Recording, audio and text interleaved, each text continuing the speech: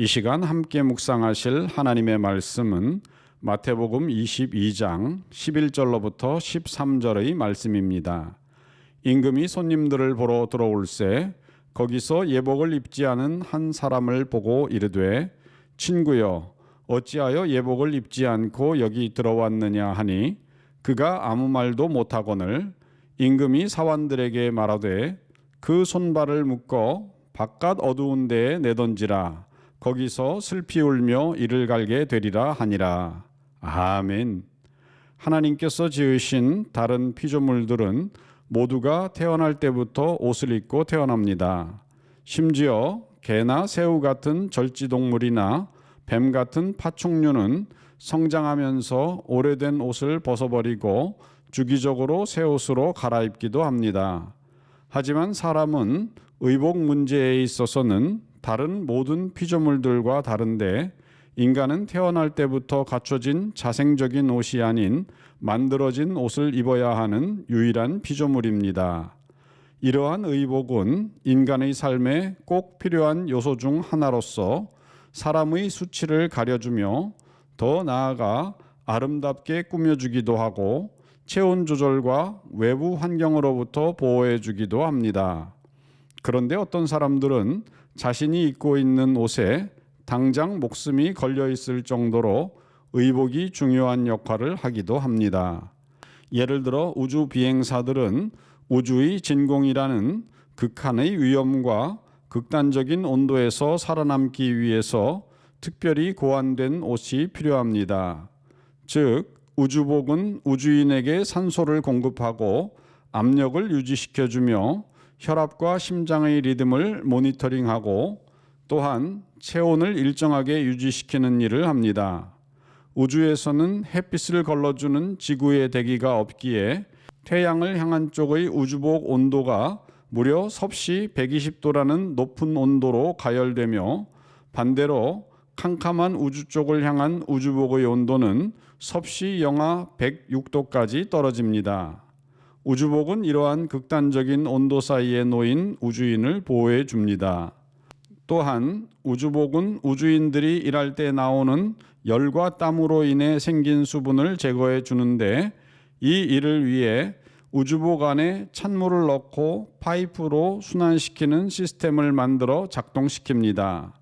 그런가 하면 우주인들의 옷에는 생명 유지 장치가 있는데 액화산소와 수소를 담은 통과 조명과 통신 장비 작동 시 필요한 전력 공급 용도로 연료 전지를 탑재한 탱크가 달려 있습니다.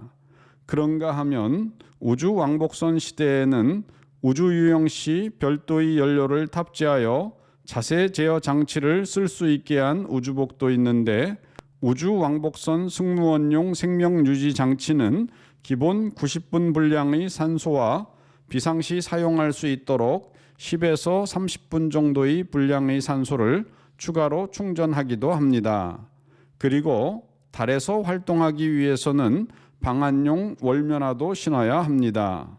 실제로 인류 최초로 달에 발을 내디딘 아폴로 11호의 닐 암스트롱은 1969년 역사적인 임무를 수행했을 때 그가 입었던 우주복은 우주선 밖에서 115시간 이상을 버틸 수 있도록 혹은 진공 상태에서 14일 이상 사람의 신체가 안전함과 평안함을 유지할 수 있도록 고안되었습니다. 그렇기에 우주인은 자신이 입는 우주복에 확실한 신뢰를 가지고 우주에서 마음껏 활동할 수가 있는 것입니다.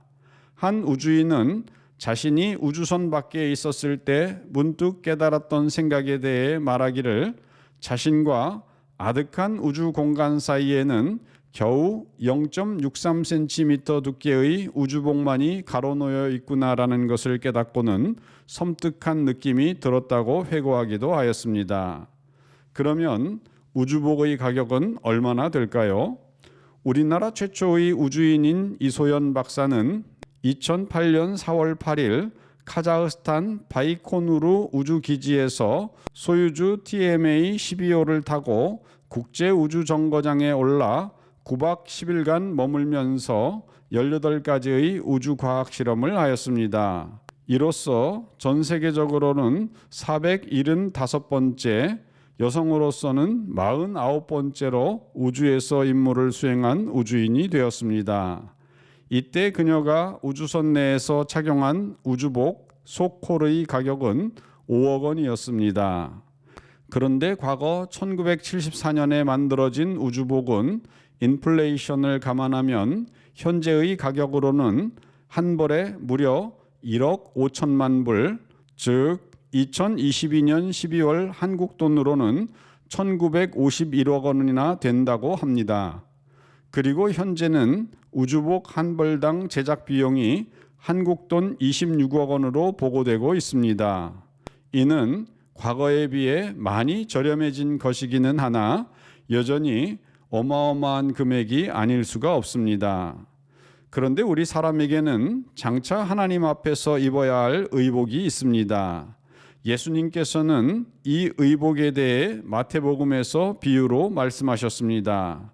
즉, 한 임금이 자기 아들을 위해 결혼잔치를 베풀고 사람들을 초청하였는데 연회장을 지나다 보니 예복을 입지 않은 채 들어온 한 사람을 발견하고는 놀랐습니다.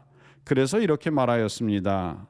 마태복음 22장 11절로 13절, 임금이 손님들을 보러 들어올새 거기서 예복을 입지 않은 한 사람을 보고 이르되 친구여 어찌하여 예복을 입지 않고 여기 들어왔느냐 하니 그가 아무 말도 못하거늘 임금이 사환들에게 말하되 그 손발을 묶어 바깥 어두운 데에 내던지라.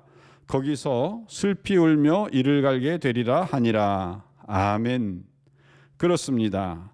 이것은 장차 천국에 들어갈 사람들에 대한 비유인데 예복을 입지 않은 채 하나님 앞에 선 사람은 예수 그리스도를 믿지 않은 사람을 가리킵니다. 왜냐하면 성경은 천국에 들어갈 사람에 대해 말씀하시기를 계시록 7장 14절 그들은 어린 양이 흘리신 피에 자기들의 두루마기를 빨아서 희게 하였습니다. 아멘 라고 하였습니다. 죄지은 인생이 하나님의 천국 잔치에 들어가려면 예수 그리스도께서 십자가에서 흘리신 피의 희생을 의지하여 거룩하게 되어야 합니다. 이 피는 온 우주와도 비길 데 없이 값비싼 하나님의 생명인데 하나님께서는 우리를 구원하기 위해 값없이 내어주셨습니다.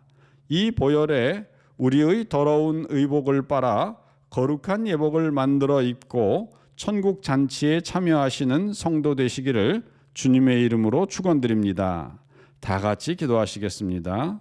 사랑하는 하나님 아버지, 우리가 하나님께서 베푸신 천국 잔치에 들어가려 하면 우리의 더러워진 의복을 예수 그리스도의 십자가 거룩한 피의 보혈에 빨아 예복으로 만들어 입고 들어가야 될 줄로 믿습니다. 하나님 아버지, 이와 같은 놀라운 은혜를 우리에게 허락하여 주신 것을 고맙고 감사합니다.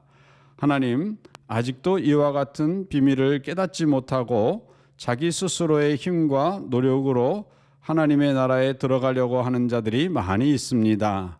하나님, 저들에게 참된 부활의 복음을 깨우쳐 주고 가르쳐 저들도 예수 그리스도의 거룩한 보혈을 의지하여 하나님 나라에 함께 다 들어가게 할 수 있도록 오늘도 우리를 도구로 사용하여 주시옵소서.